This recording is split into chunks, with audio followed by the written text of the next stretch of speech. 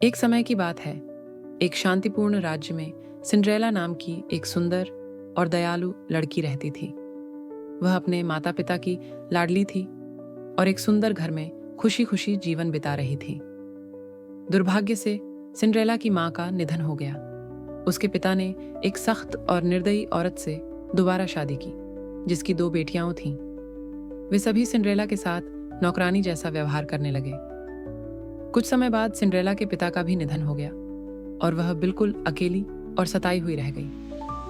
अब वह दिन रात अपनी सौतेली माँ और बहनों के लिए खाना बनाती, सफाई करती और उनकी सेवा करती, जबकि वे सुंदर कपड़े पहनती और ऐशो आराम की जिंदगी जीती। एक दिन शाही महल से एक संदेश आया। सभी कन्याओं को एक भव्य नृत्य संध्या बॉल में आमंत्रित किया गया था।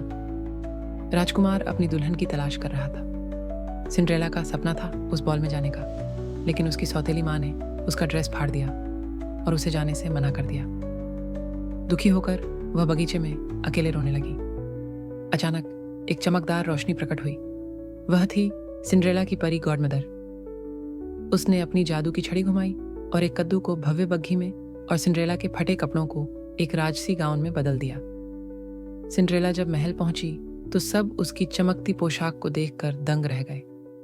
राजकुमार की नजरें उसी पर टिक गईं। वह बस उसे ही देखता रहा।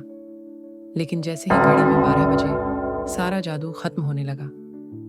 सिंड्रेला जल्दी में महल से भागी और सीढ़ियों पर एक क्रिस्टल की चप्पल छोड़ गई। अब बस एक चप्पल ही बची थी और राजकुमार ने पूरे राज्य में हर लड़की को वह चप्पल पहनाकर अपनी रहस्यमयी प्रेमिका को खोजने का निश्चय किया।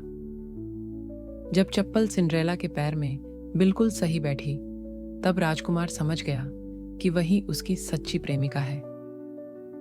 उन्होंने भव्य समारोह में शादी की और हमेशा हमेशा के लिए खुशहाल जीवन बिताया।